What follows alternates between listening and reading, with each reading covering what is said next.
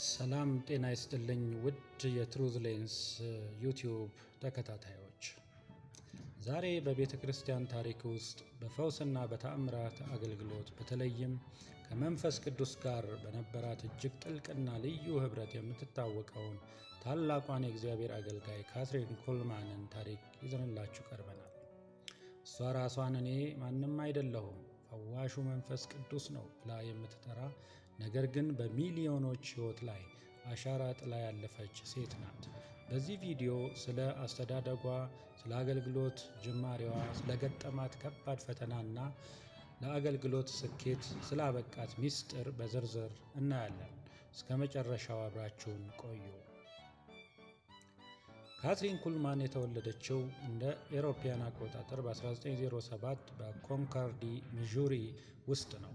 ገና በ14 ዓመቷ በአንድ አነስተኛ የሜቶዲስት ቤተ ክርስቲያን ውስጥ ሳለች እጅግ ጥልቅ የሆነ መንፈሳዊ መለወጥን ቦርናጌን አገኘች።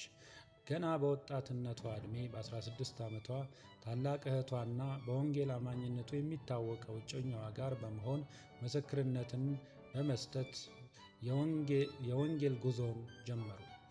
በኋላም በ1928 የእግዚአብሔር ልጃገረዶች ጋድስ ገርል በመባል ከፒያኖ ተጫዋች ጓደኛዋ ሄለን ጋር በመሆን በየከተማው እየተዘዋወሩ በረሃብና በከባድ ፈተና ውስጥ ወንጌልን መስበክ ጀመሩ። በወቅቱ ሴት ሰባኪዎች ማህበረሰቡ በቀላሉ የማይቀበልበት ዘመን ቢሆንም ካትሪን ግን እግዚአብሔር የሚታዘዘው ወንድ ስላጣ እኔን ሴቷን መርጠኝ በማለት በትጋት ታገለግል ነበር።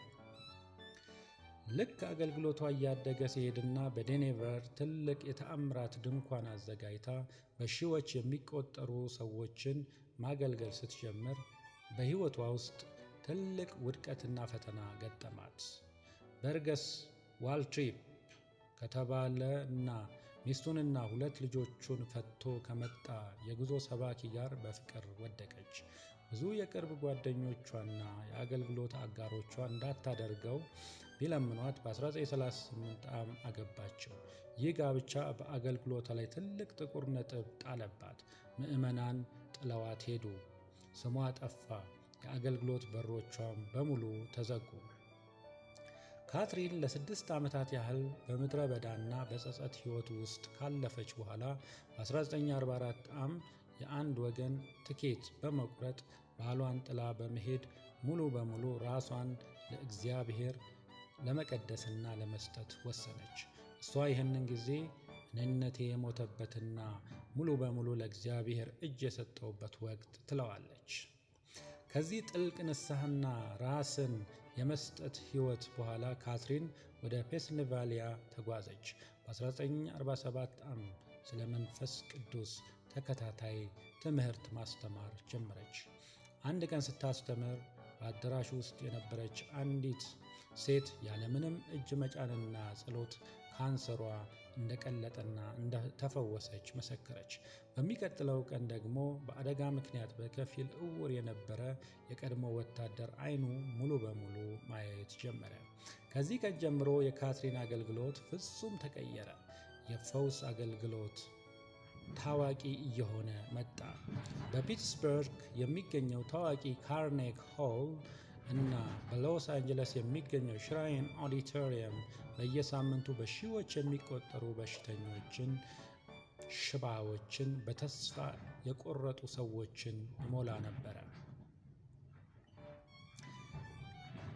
የካትሪን ኩልማን አገልግሎት ልዩ መለያዎች፣ ለመንፈስ ቅዱስ የነበራት ፍርሃትና ክብር። ካትሪን መድረክ ላይ ከመውጣቷ በፊት ለሰዓታት ታለቅስና ጌታ ሆይ ቅዱስ መንፈስህን ከእኔ ላይ አትውሰድ፣ እኔ ምንም አይደለውም እያለች ትጸልይ ነበር። መንፈስ ቅዱስን እንደ ኃይል ሳይሆን እንደ ግለሰብ ታውቀው ታከብረው ነበረ። የእውቀት ቃል ወርድ ኦፍ ናውሌጅ ሰዎች መድረክ ላይ ጋብዛ እጅ አትጭንም ነበር። ይልቁንም በመንፈስ ቅዱስ ተመርታ እዚያ በረንዳ ላይ ያለሽው ሴት ካንሰርሽ አሁን ተፈውሷል፣ ተነሺ እያለች በሽታዋንና የተፈወሰውን ሰው ያለበትን ቦታ በስም በመጥራት ትናገር ነበር። ሰዎቹም ከተቀመጡበት እየተነሱ ይፈወሱ ነበር። በመንፈስ መውደቅ ስሌን ኢን ዘ ስፒሪት የተፈወሱት ሰዎች ምስክርነት ለመስጠት መድረክ ላይ ወደ እሷ ሲመጡ እሷ ሳትነካቸውና በቅርበት ሲቆሙ በእግዚአብሔር ኃይል ተመተው መሬት ላይ ይወድቁ ነበረ። ሚዲያን ለአገልግሎት መጠቀም። ካትሪን አይ ቢሊቭ ኢን ሚራክል በታምራት አምናለሁ የተባለ እጅግ ታዋቂ የሬዲዮና የቴሌቪዥን ፕሮግራም ነበራት። ከዚህ ሚሊዮኖች ለሚቆጠሩ ሰዎች የእግዚአብሔርን ሥራ ታዳርስ ነበረ። ይህቺ ታላቅ ሴት በፈውስ አገልግሎት ዓለምን ካናወጠች በኋላ በልብ ሕመም ምክንያት እንደ ኤሮፓያን አቆጣጠር በ1976 ዓ.ም ከዚህ ዓለም በሞት ተለይታለች። ካትሪን ኩልማን ሁል ጊዜ የምትናገረው አንድ ትልቅ እውቀት አለ። እግዚአብሔር ታላላቅ ሰዎችን አይፈልግም። እግዚአብሔር የሚፈልገው ራሳቸውን ሙሉ በሙሉ አሳልፈው የሚሰጡ ተራ ሰዎችን ነው። እሷ ራሷን ለእግዚአብሔር ፈቃድ አስገዝታ ስለሰጠች እግዚአብሔር በዘመኗ ታላቅ ታሪክ ሰርቶባታል።